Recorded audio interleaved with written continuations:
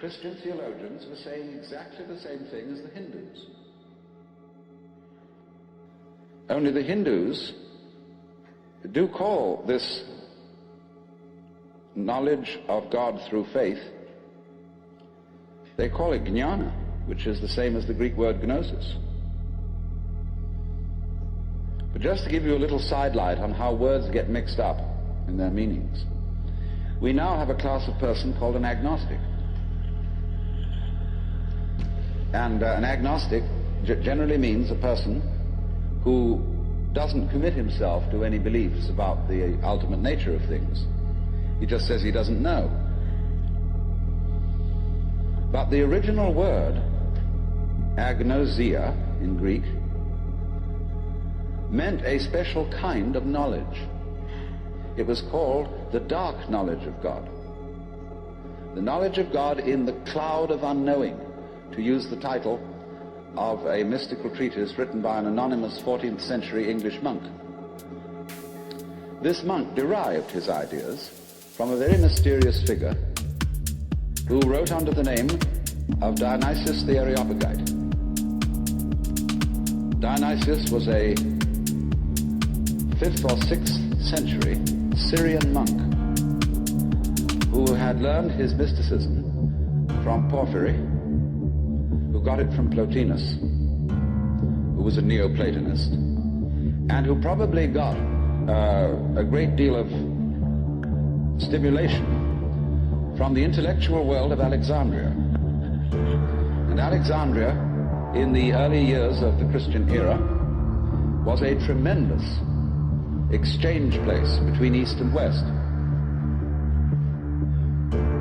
Buddhist monks visited Alexandria. It was one of the great centers of trade between Rome and India. And as you may know, all Rome's gold eventually went to India for the purchase of pepper. And as a result of this,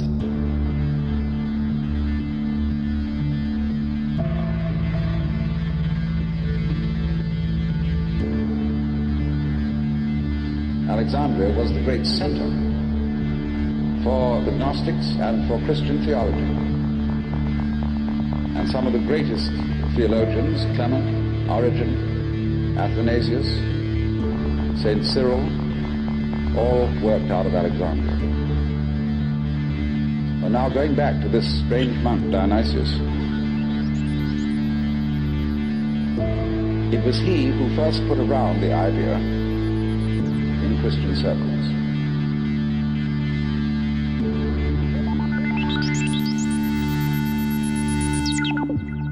By agnosia, really, by unknowing. And he, in a book which he wrote, a very short book called The Theologia Mystica, he wrote a treatise on the higher knowledge of God, which might be quoted directly from the Upanishads, in certain parts of it. The last section of it reads like the Mandukya Upanishad, because it's a series of negations. It says what God is not. And he goes very far, because he says that God is not one.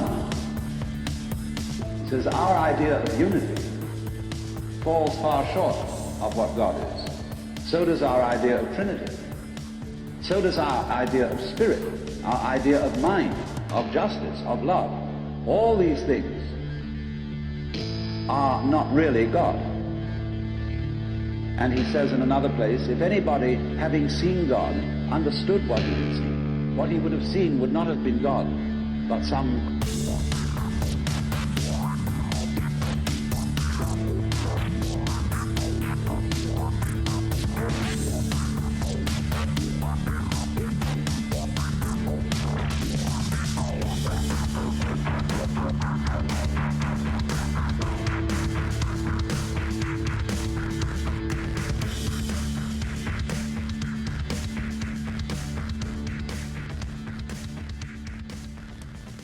So Dionysius explained that one attains the knowledge of God by discarding concepts,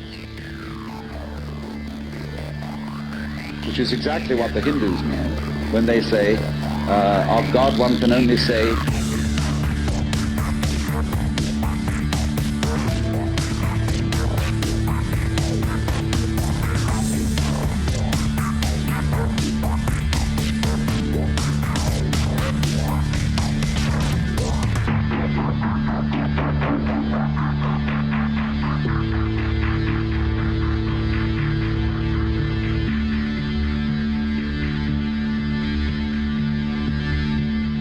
Thus, in Hindu philosophy, the highest state of consciousness in samadhi is called nirvikalpa samadhi, which means literally non-conceptual. Vikalpa means a concept. Nir is a negation. So the non-conceptual knowledge.